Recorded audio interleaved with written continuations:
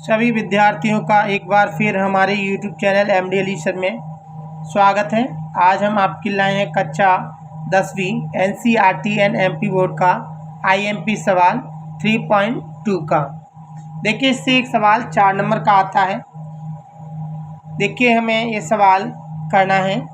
दो संपूरक कोणों में बड़ा कोण छोटे कोण से 18 डिग्री अधिक है, उन्हें ज्ञात कीजिए। देखिए, हमारे पास दो संपूरक कोण हैं जिनमें बड़ा कोण छोटे कोण से 18 डिग्री अधिक है, उन्हें हमें ज्ञात करके दिखाना है। चलिए हम हल करते हैं। हल करने से पहले अगर आपने हमारा YouTube चैनल को अगर सब्सक्राइब नहीं किया है तो प्लीज़ हमारे YouTube चैनल को आप सब्सक्राइब कर लीजिए, जिससे कि आप हमारी प्रत्येक वीडियो को सबसे पहले देख पाएँ। चलिए हम देखते हैं। हमारे पास दो संपूरक कोण हैं, एक बड़ा है और एक छोटा है। मैं यहाँ पे मान लेता हूँ, माना बड़ा कोण ये बड़ा एक संपूरक कोण है, तो माना बड़ा कोण हमारे पास x डिग्री है और छोटा कोण हमारे पास y डिग्री है।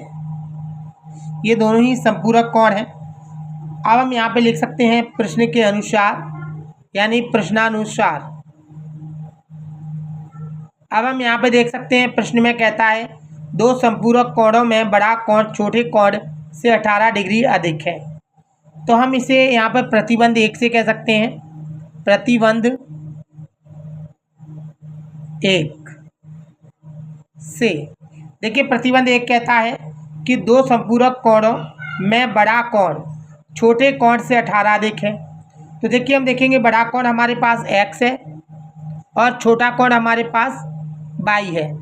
उसने साफ कहा है कि बड़ा कोण छोटे कोण से 18 अधिक है।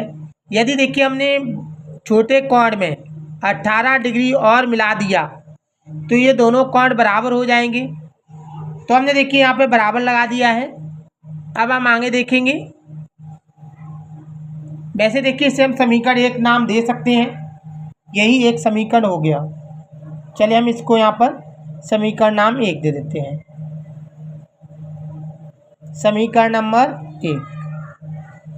अब हम आगे देखेंगे। अब इसमें देखिए, यहीं पर वो बोलता है कि उन्हें ज्ञात कीजिए। अब समीकरण हमारे पास 1 है, इसे किस तरह से हल किया जाएगा? तो हम इसे देखिए एक समीकरण को हल नहीं कर सकते हैं, इसलिए हमें समीकरण 2 बनाना पड़ेगा। तो देखिए, हम जानते हैं दो संपूरक कोणों का योग जो होता है वो 180 डिग्री होता है। तो हम यहाँ लिख सकते हैं, हम जानते हैं दो संपूरक कोणों का योग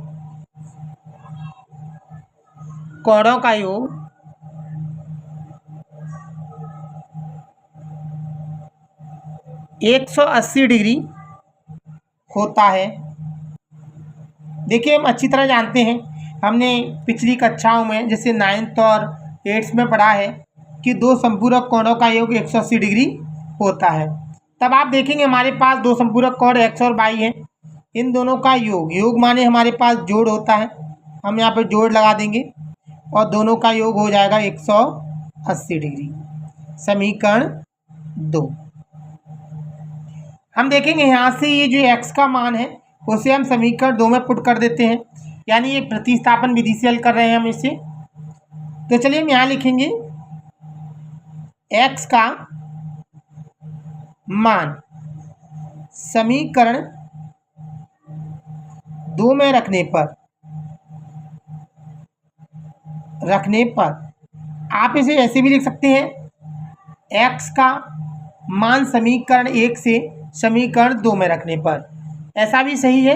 चलिए हम देखते हैं, समीकरण 1 हमारे पास ये है, तो यहाँ पर हम x का मान रखते हैं।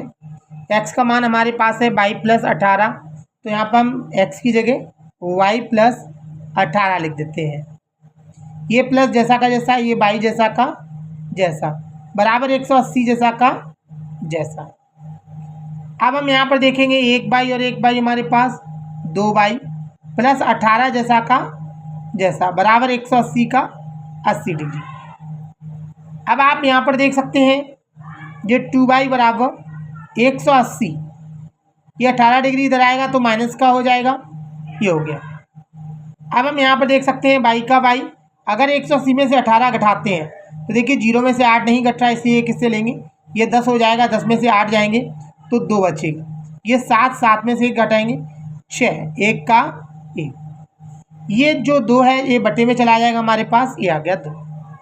हम देख सकते हैं यहाँ पर y बराबर 2 का भाग अगर 16 में देंगे तो 8 बार, 2 का भाग अगर 2 में देंगे तो 1 बार, यानी y का मान हमारे पास आ गया 81 डिग्री। अब ये y का मान आ गया है, इसे हम y के मान को समीकरण 1 में रख सकते हैं। तो हम यहाँ लिखेंगे y का मान समीकरण 1 में प्रतिस्थापित करने पर या समीकरण 1 में रखने पर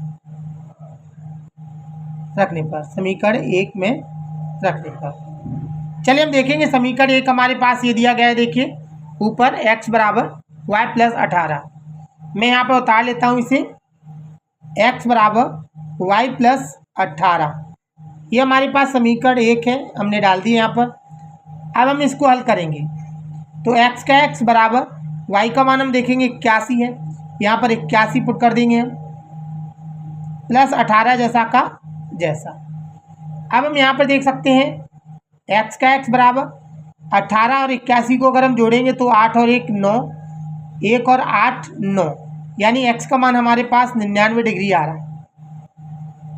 देखिए हमने x और y दोनों के मान निकाल लिए हैं, इसे हम रख देते हैं, हमें ज्ञात करना था। अतः देखिए हमें जो हमने माना है उसी को हम अतः लिखेंगे, केवल माना हटा देंगे, माना की जगह अतः बड़ा कोण x माना था हमने, तो यहाँ पे हम लिख देंगे अतः बड़ा कोण हमने x माना था, हमने x लिख दिया, x का मान हमारे पास यहाँ पर दिया गया है 99 डिग्री। और हम देखेंगे यहाँ पर और हम देख सकते हैं छोटा कोण हमने ऊपर y माना था, y डिग्री, तो y का मान देखेंगे हम, y का मान हमारे पास यहाँ इस पर दिया गया 81, हम यहाँ पे 81 डिग्री लिख देते हैं। यही देखिए हमारे सवाल का आंसर है। आप देखिए तो अगर हम देखें तो ये दोनों में जो अंतर देखेंगे तो हम देखेंगे ये इससे 18 अधिक है, और अगर हम दोनों का योग करेंगे तो 180 है, जो हमारे सवाल की पुष्टि करता है। अर्थात देखिए हमारा सवाल सही है। अगर आपको ये हमारा सवाल अच्छी तरह समझ में आया है तो प्लीज़ हमारे YouTube चैनल को सब्सक्राइब करें और हमारे वीडियो को लाइक करें और शेयर ज़रूर करें।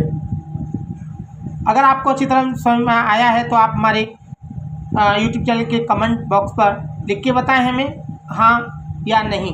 अगर कोई दिक्कत आ रही है तो आप प्लीज़ हमें ज़रूर कमेंट करके बताएं, जिससे हम आपकी जो प्रॉब्लम्स है उसे सॉल्व कर सकें और जान सकें, जिससे हम अपनी वीडियो में और भी सुधार कर सकें।